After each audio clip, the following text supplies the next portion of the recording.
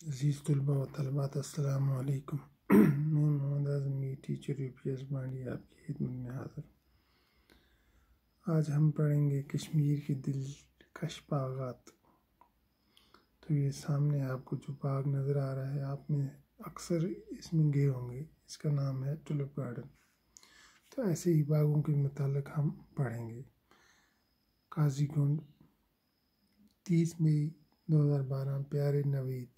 پیارے دوست نوید، تمہارا پیار بھرا ہاتھ ملا شکریہ۔ یہ جان کر مسرت ہوئی کہ کشمیر کی 2 بڑی جھیلیں وولر اور ڈل کے بارے میں جو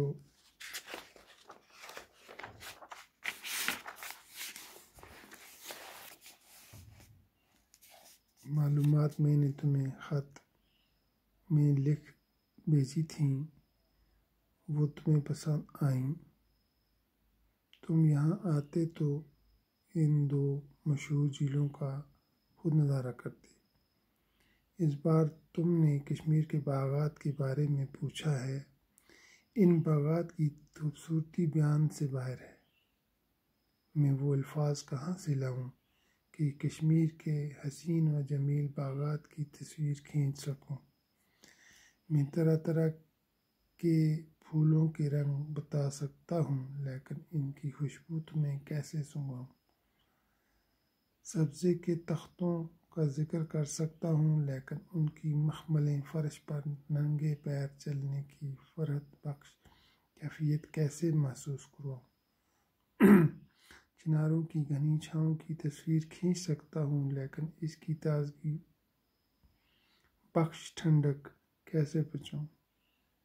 پھر میں تمہاری خواہش کے مطابق میں یہاں کے خاص باغات کے بارے میں لکھتا ہوں، تاکہ جے پور کے موسم میں تم کچھ راحت محسوس کر سکو۔ کشمیر کے زیادہ تر باغات مغل بادشاہوں نے لگوائے ہیں۔ مغلوں کا ذوق و جمال مشہور ہے۔ تاج محل، لال قلعہ اور فتح پور سیکری اسی ذوق کے مظہر ہیں۔ باغوں کا شوق وہ ترکستان اور ایران سے اپنے ساتھ لائے تھے۔ کشمیر کے قدرتی مناظر اور یہاں کی آب و ہوا نے مغلوں کے ذوق و جمال کو اور بھی جلا بخشی۔ کشمیر میں انہوں نے باغات تعمیر کیے، وہ ایسی جگہوں پر ہیں کہ مغلوں کے حسن انتخاب کی داد دینا پڑتی ہے۔ یہاں کے مغل باغات عام طور پر پہاڑوں کے دامن میں واقع ہیں۔ شالیمار باغ، نشاط باغ اور چشمہ شاہی پہاڑ کے دامن میں جھیل کے کنارے دعوت نظارہ دیتے ہیں۔ ان باغوں سے جھیل ڈل سے ان کی تصویر، ان کی خوبصورتی دوبالا ہو گئی ہے۔